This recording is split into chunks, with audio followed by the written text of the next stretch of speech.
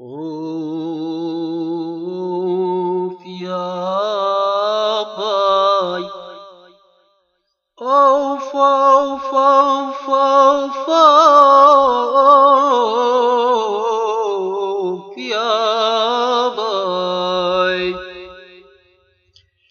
بنحكي قصة قصيرة للجوادي، صارت أمان بمستشفى الولادي.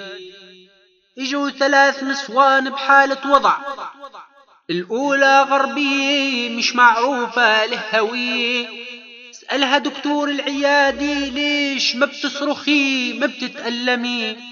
قالت عارفة جاييني بنت صبية، عيونها كحلوية خدودها مشمشمي، بعد سنة 18 قانونها بيقلب عليه.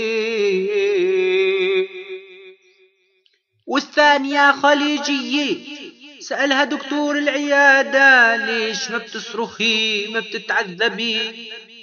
قالت عارفة جاييني صبي يحلم بالدنانير والدولارات، آبار النفط عنده مليانات، بنايات عمارات عقارات استثمارات يلملم إيجارات، يغازل البنات يلاحق سكرتيرات يتباهى بالسيارات، وراحت يا عربنا على اللي عليه راحات.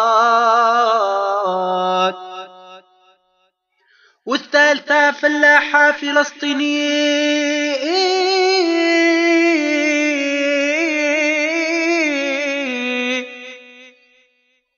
والثالثة فلاحة فلسطينية من البوابة مبين عليها عصبية. سألها دكتور العيادة ليش هالصرخة القوية؟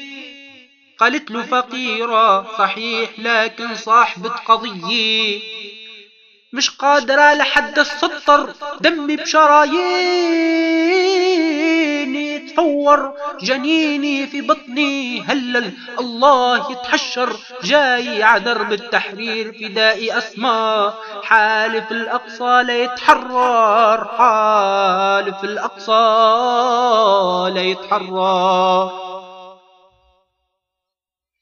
حالف الأقصى ليتحرر، على جبينه فلسطيني حور،